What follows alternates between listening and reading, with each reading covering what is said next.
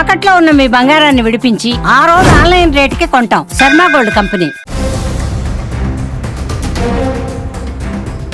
వరంగల్ చివరలో ఘోర రోడ్డు ప్రమాదం చోటు చేసుకుంది. మామునూరు దగ్గర 2 ఆటోలపై లారీ బోల్తా పడింది. ఈ ప్రమాదంలో 7 మరణించారు. 5 స్పాట్లోనే చనిపోగా 2 ఆసుపత్రికి తీసుకెళ్తుండగా మృతి చెందారు. లారీలో ఇనుపరాడ్లు ఉండడంతో వాటి కింద ఆటోలో ప్రయాణికులు చిక్కుకుని దుర్మరణం పాలయ్యారు. మరికొందరు ఇనుప స్తంభాల కింద ఇరుక్కుపోయారు. తీవ్రంగా గాయపడ్డారు. మృతి చెందిన వారిలో మహిళలతో పాటు ఓ బాలుడు కూడా ఉన్నాడు.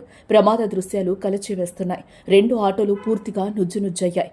ప్రమాదం జరిగిన సమయంలో లారీ డ్రైవర్ మద్యం మత్తులో ఉన్నట్టుగా తెలుస్తోంది.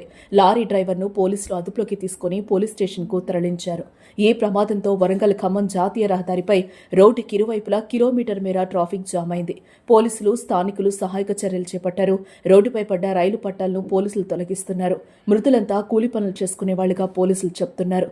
కొన్ని మృతదేహాలు ఛిద్రం కావడంతో వారిని గుర్తుపట్టడం కష్టంగా మారింది. క్షతగాత్రుల్లో పలువురి పరిస్థితి విషమంగా ఉండడంతో ఇంకా మృతుల సంఖ్య పెరిగే అవకాశం ఉంది.